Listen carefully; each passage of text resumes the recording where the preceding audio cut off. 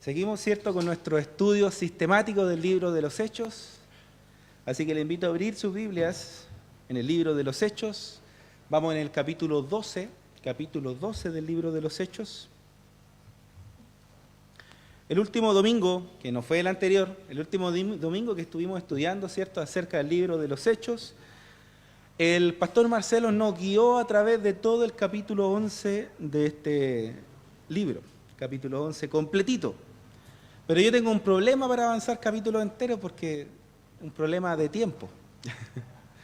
Así que yo no puedo avanzar mucho, así que vamos a leer y a estar estudiando el día de hoy los primeros 11 versículos de este capítulo 12. Hechos 12, del 1 al 11. Hechos 12, del 1 al 11. La palabra del Señor dice así: En aquel mismo tiempo el rey Herodes echó mano a unos de la iglesia para maltratarles, y mató a espada a Jacobo, hermano de Juan. Y viendo que esto había agradado a los judíos, procedió a prender también a Pedro. Eran entonces los días de los panes sin levadura. Y habiéndole tomado preso, le puso en la cárcel, entregándole a 4 grupos de 4 soldados cada uno, para que le custodiasen, y se proponía sacarle al pueblo después de la Pascua. Así que Pedro estaba custodiado en la cárcel, pero la iglesia hacía sin cesar oración a Dios por él. Y cuando Herodes le iba a sacar, aquella misma noche estaba Pedro durmiendo entre 2 soldados, sujeto con 2 cadenas, y los guardas delante de la puerta custodiaban la cárcel. Y he aquí que se presentó un ángel del Señor, y una luz resplandeció en la cárcel, y tocando a Pedro en el costado, le despertó diciendo: levántate pronto. Y las cadenas se le cayeron de las manos. Le dijo el ángel: cíñete y átate las sandalias. Y los hizo así. Y le dijo: envuélvete en tu manto y sígueme. Y saliendo le seguía. Pero no sabía que era verdad lo que hacía el ángel, sino que pensaba que veía una visión. Habiendo pasado la primera y la segunda guardia, llegaron a la puerta de hierro que daba a la ciudad, la cual se les abrió por sí misma. Y salidos, pasaron una calle y luego el ángel se apartó de él. Entonces Pedro, volviendo en sí, dijo: ahora entiendo verdaderamente que el Señor ha enviado su ángel y me ha librado de la mano de Herodes y de todo lo que el pueblo de los judíos esperaba. Palabra del Señor. Los primeros 2 versículos nos hablan, ¿cierto?, de que era aquel tiempo el de Herodes.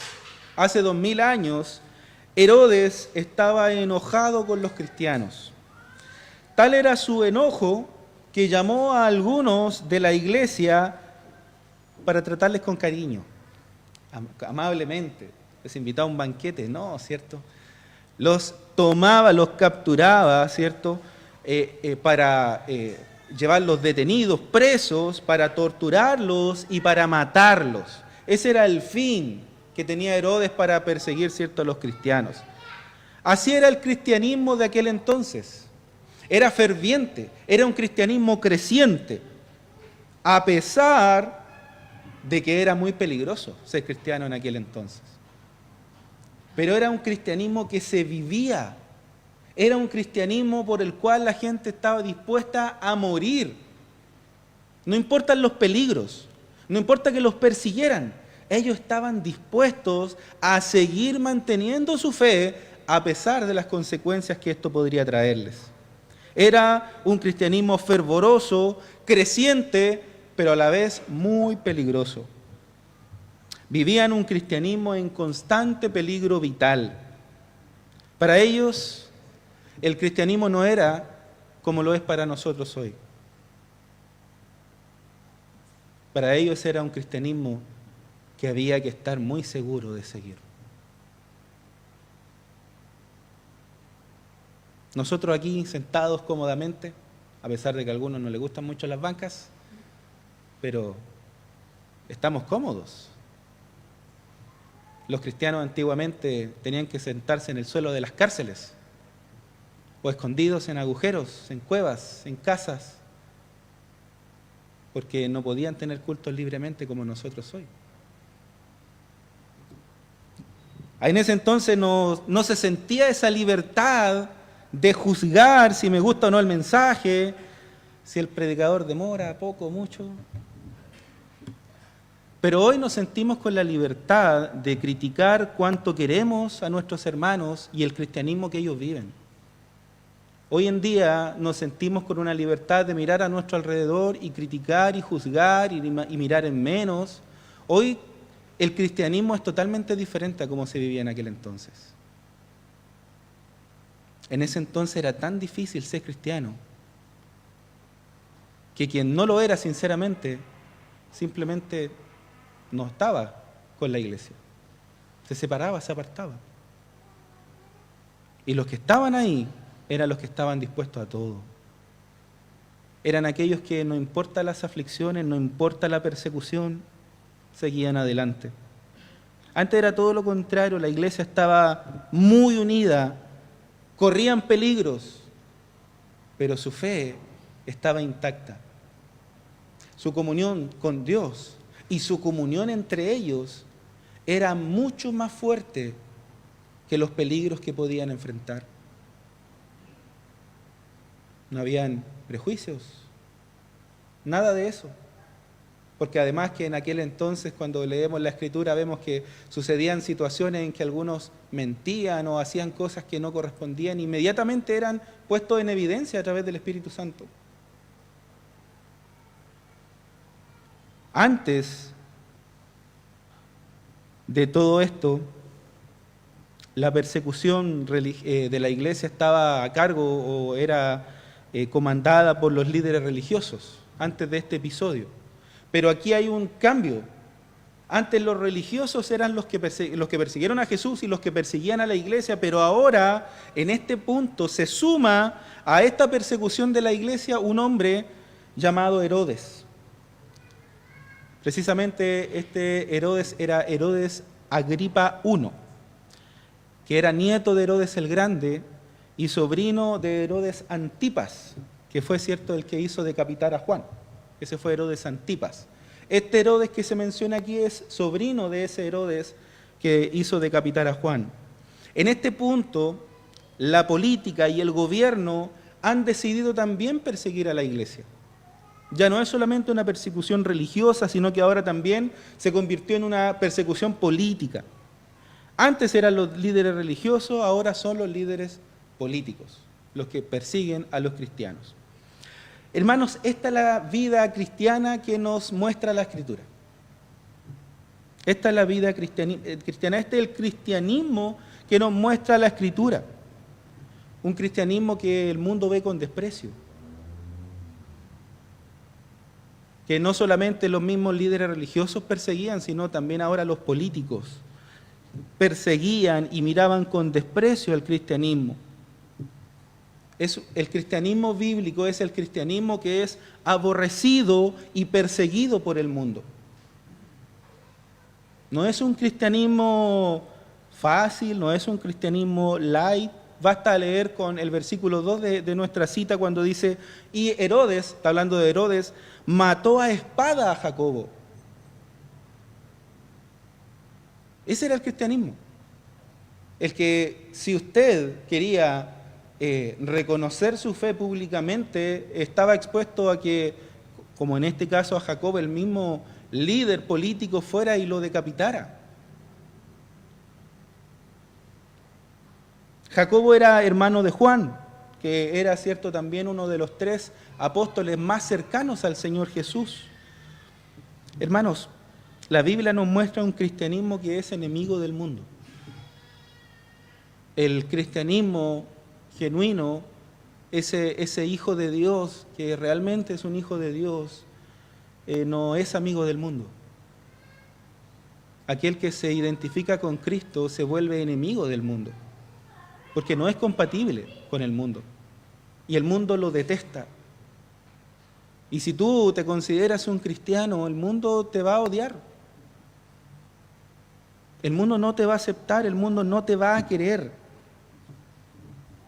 No existe un cristianismo color de rosa. más allá de la imaginación de algunos que creen que siendo o declarándose cristianos van a tener todo lo que quieren. Ese cristianismo solamente está en la imaginación, no en la Escritura. El cristianismo de la Escritura es ese que debes tomar tu cruz cada día para poder seguirlo. Ese cristianismo color de rosa nos da una falsa idea de que seremos felices, de que no tendremos problemas, no habrán dificultades y no habrá enemistad con el mundo. Ese cristianismo no es el bíblico.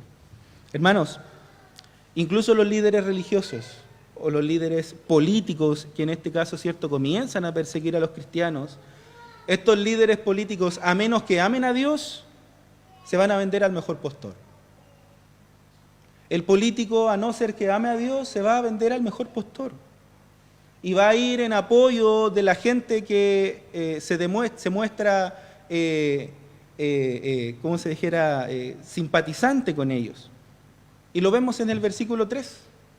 Desde ya existía esto y dice, Herodes, viendo que esto le había agradado a los judíos, entonces también procedió a prender o a encarcelar, ¿cierto?, a tomar detenido a Pedro.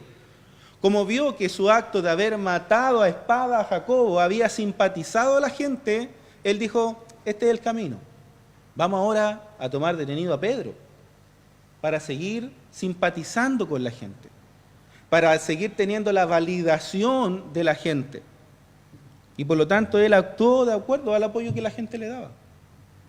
Es lo mismo que sucede hoy. Está de moda seguir ciertos movimientos y los políticos también se añaden estas cosas dentro de sus candidaturas para simpatizar con la gente. Es exactamente igual en nuestros días. Ahora, seguramente Herodes dijo, bueno, si a los judíos les gustó que yo matara a Jacobo, por supuesto les va a gustar que arreste a Pedro. Así que va y lo arresta. Dice el versículo 4, y habiéndole tomado preso, le puso en la cárcel, entregándole a cuatro grupos de 4 soldados cada uno para que le custodiasen. Y se proponía sacarle al pueblo después de la Pascua. Así que Pedro estaba custodiado en la cárcel, pero la iglesia hacía sin cesar oración a Dios por él. Vamos a hablar acerca de estos soldados, pero quiero destacar la actitud de la iglesia en medio de un problema que estaba aconteciendo con uno de los suyos. ¿Cuál fue la actitud de la iglesia? Estaba unida en oración a Dios por Pedro. Cuando uno de los suyos está en dificultad, quizás enfrentando la muerte, porque nadie sabía si a Pedro lo iban a matar o lo iban a dejar libre. La escritura aquí dice que Herodes ya tenía, ¿cierto?, la intención de liberarlo después de la Pascua, pero eso lo sabía Herodes y seguramente Pedro no tenía idea de lo que iba a pasar. Él quizás pensaba lo peor, pero a la vez estaba confiado, y es lo que vamos a ver más adelante. Herodes, la iglesia estaba orando, pero Herodes, por otra parte, era un hombre que estaba dispuesto a hacer cualquier cosa con el fin de recibir los aplausos de la gente. Si él pensaba o llegaba a analizar que a lo mejor si él mataba a Pedro la gente lo iba a aplaudir más, él lo iba a hacer. Él estaba dispuesto a todo, había matado ya a Jacobo y estaba dispuesto sin lugar a dudas a matar también a Pedro. Si él veía la aprobación del pueblo, él seguiría adelante haciendo lo que estaba haciendo. Un líder real, un verdadero líder, no quiero que piense que estoy haciendo coaching, pero un verdadero líder no se rige por la aprobación de la gente. Un verdadero líder no se rige por la aprobación del pueblo. Porque un verdadero líder no siempre va a tener la aprobación de todos. Un líder no siempre va a recibir el aplauso o la aprobación de sus decisiones de parte de toda la gente. No, va a haber gente que no le va a agradar el líder. Y nuestras decisiones no van a agradar a todas las personas Pero lo más importante que tenemos que considerar es que si no le agrada a todas las personas, lo importante es que le agrade a Dios, ¿cierto? Un líder, un buen líder, busca la aprobación de Dios más que la aprobación de las personas. Las decisiones que un buen líder toma, las toma de acuerdo a la instrucción divina. No de acuerdo a lo que la gente piensa o siente. El líder puede equivocarse, por lo tanto debe igual escuchar a la gente cuando tiene un argumento, cuando hay un argumento, cuando quizás alguien, un líder, está tomando una decisión y usted bíblicamente comprende y el Señor le hace entender que no está siendo una solución o una decisión correcta bíblicamente. Obviamente usted debe hacerlo saber, pero no con el espíritu o con el afán de enfrentar, de perjudicar o criticar malamente al líder, sino con el afán de que las cosas se hagan correctamente, bajo la aprobación divina, bajo la aprobación de Dios. Herodes, sin embargo, estaba dispuesto a venderse al pueblo. Él solamente quería ganar el favor de los judíos. Y si eso significaba tener que perseguir, torturar, matar a los cristianos, él estaba dispuesto a hacerlo. No había ningún problema para él hacerlo. Él no quería que Pedro se escapara. Él no quería que Pedro, aunque la Escritura dice que él pensaba liberarlo después de la fiesta, él no quería que Pedro se escapara antes. Porque si usted leyó el texto, dice que él estaba atado con 2 cadenas y custodiado constantemente por 4 soldados. Él estaba dentro de la prisión con cadenas, con 2 cadenas. A su lado, a cada lado de Pedro había un soldado y habían otros 2 que custodiaban la puerta. Obviamente Herodes no quería que se escapara. Obviamente. Ahora, ¿quién es Pedro? ¿Pedro es un asesino? ¿Pedro es un terrorista? ¿Aníbal Lecter? ¿Por qué tanta custodia? ¿Por qué con 2 cadenas? ¿Por qué con 4 soldados? La Biblia dice 4 grupos de 4 soldados, significa que hacían turnos. Nunca había menos de 4 soldados con él. ¿Pero quién era Pedro? Era un terrorista tan grande que tenía que estar tan asegurado. ¿Quién era Pedro? Pedro era un pescador. Innecesaria todas las cosas que estaban con él, toda esta seguridad que habían puesto para que no se escapara. Era innecesario, él era solamente un pescador.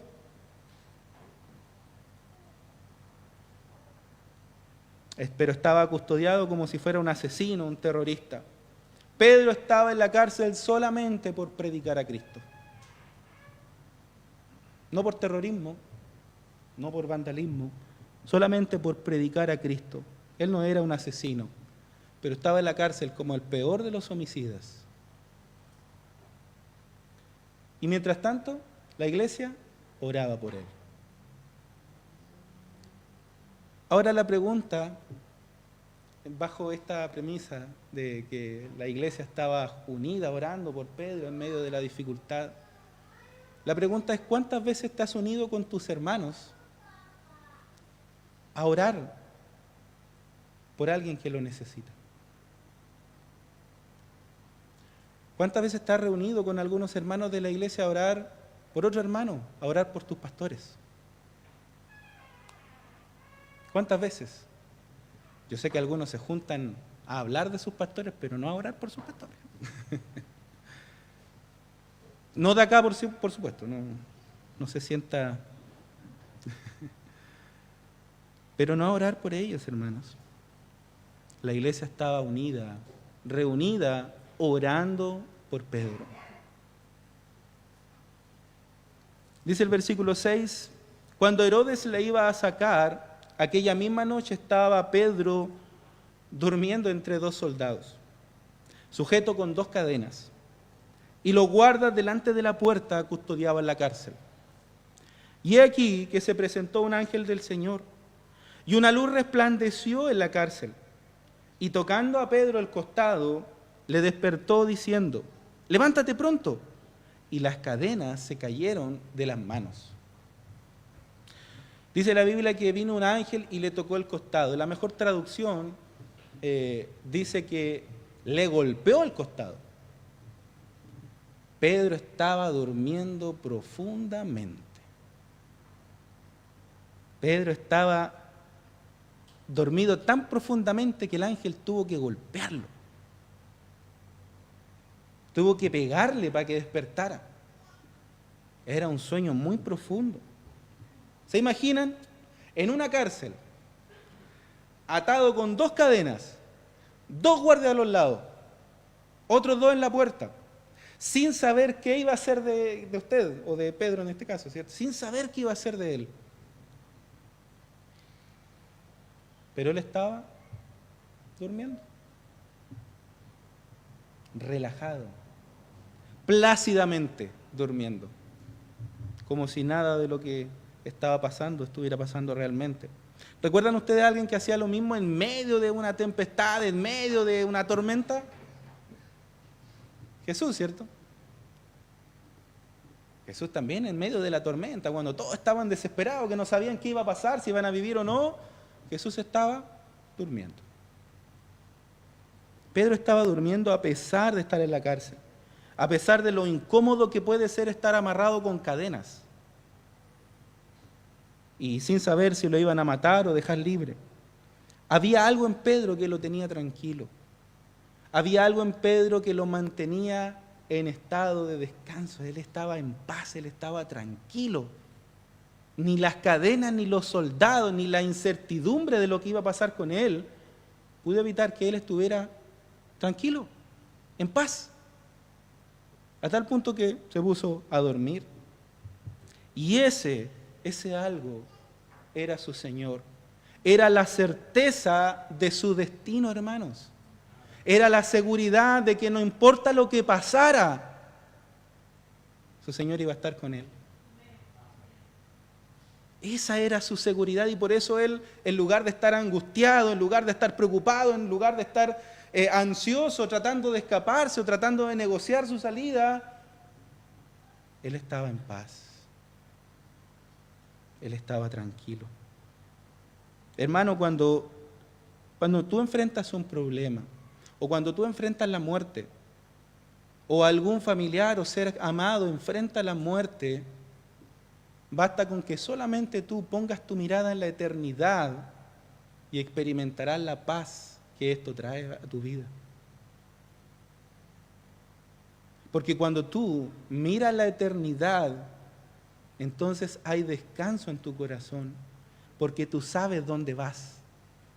Tú sabes que esto no se compara a esa eternidad que vendrá. Y eso era lo que experimentaba Pedro. Pedro estaba encadenado, custodiado por los soldados, pero aún así él no estaba desesperado tratando de salir, él estaba durmiendo. El pasaje no nos muestra ningún indicio de ansiedad en Pedro, él no estaba ansioso. Algo muy parecido a lo que vivió Pablo y Silas cuando estaban en la cárcel, ¿lo recuerdan? Dice la Biblia que Pablo y Silas estaban encarcelados sin saber lo que iba a pasar con ellos. ¿Y qué estaban haciendo ellos? Cantaban himnos. Ellos estaban cantando alegres al Señor. Aún a pesar de la condición en la que estaban, ellos estaban tranquilos, porque ellos, al igual que Pedro, sabían o miraban la eternidad, miraban lo que venía en el futuro. Por lo tanto, nada de lo que les pudiera ocurrir iba a afectar su tranquilidad y su paz. Pablo cantaba y Pedro dormía. El salmista en el Salmo 3 dice: «Oh Jehová, cuánto se han multiplicado mis adversarios, muchos son los que se levantan contra mí». Y más adelante en ese mismo salmo dice: «Pero yo me acosté y dormí, y desperté porque Jehová me sustentaba. Muchos son los que se levantan contra mí, pero yo voy a dormir, voy a descansar. ¿Por qué? Porque Jehová me sustenta. Jehová me sustenta. Así que en medio de las tormentas, en medio de la aflicción, usted puede descansar, hermano, porque Jehová le sustenta.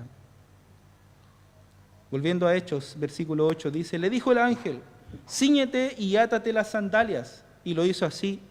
Y le dijo, envuélvete en tu manto y sígueme. Y saliendo le seguía. Pero no sabía que era verdad lo que hacía el ángel, sino que pensaba que veía una visión. Tan profundo era el sueño que había tenido Pedro, que todavía él pensaba que estaba soñando.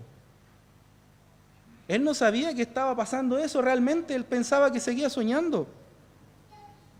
Versículo 10 dice, habiendo pasado la primera y la segunda guardia, llegaron a la puerta de hierro que daba a la ciudad, la cual, dice, se les abrió por sí misma.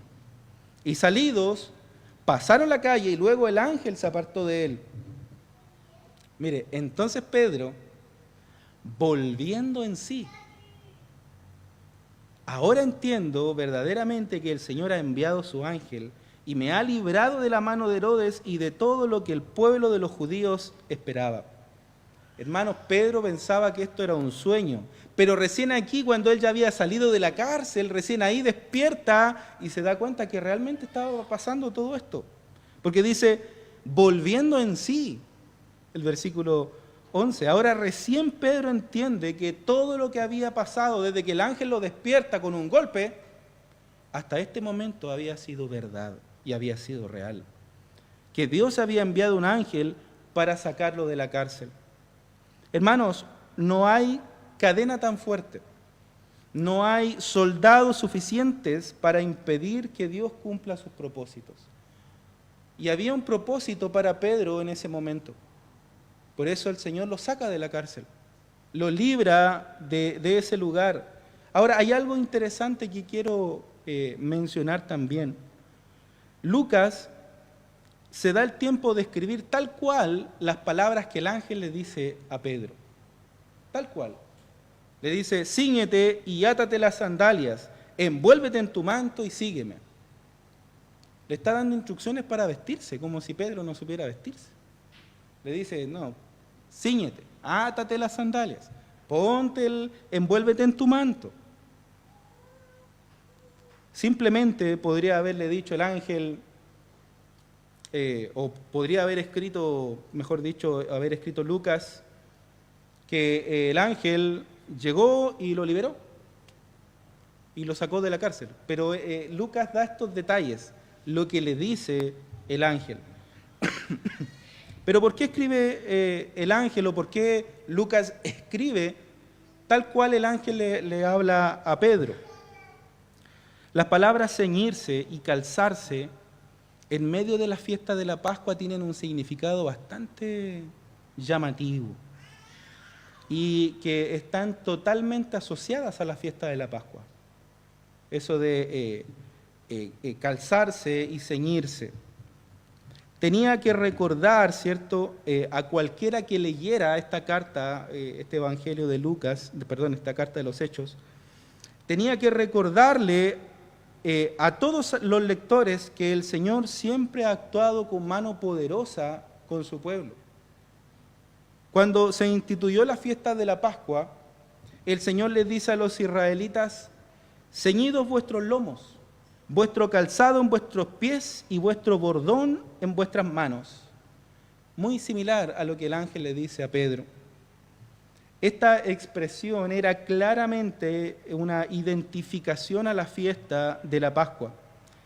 La intención del Espíritu Santo al inspirar a Lucas para escribir esta porción en el libro de los Hechos es que el pueblo de Dios recuerde que la historia de la redención nos enseña que Dios, por su gracia y voluntad, ha actuado en favor de su pueblo con mano poderosa y lo sigue haciendo cada vez que le plazca. Dios cada vez que quiere, cada vez que quiso o que quiere actuar, Él lo hace con su mano poderosa sin haber nada que lo impida.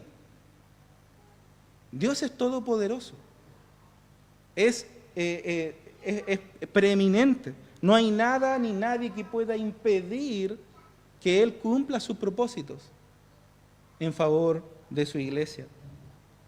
Luego de que Pedro está libre, adivinen dónde va. Va directamente donde la iglesia estaba reunida orando por él. Él se dirige al lugar donde está la iglesia orando. Qué importante es la oración, hermanos. Pero lo mejor es que cuando el Señor responde nuestras oraciones, porque es en ese momento donde nuestra alma, donde nuestro corazón encuentran reposo. Cuando recibimos la respuesta del Señor. En este relato el Señor respondió a la iglesia dándole lo que pedían.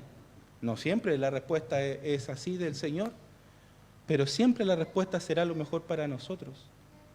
Y en este caso el Señor responde la oración liberando a Pedro de la cárcel. Cuán tranquilizador debió ser para Pedro, estando en la cárcel, saber que sus hermanos, saber que la iglesia estaban orando por él, unidos clamando al Señor, unidos orando.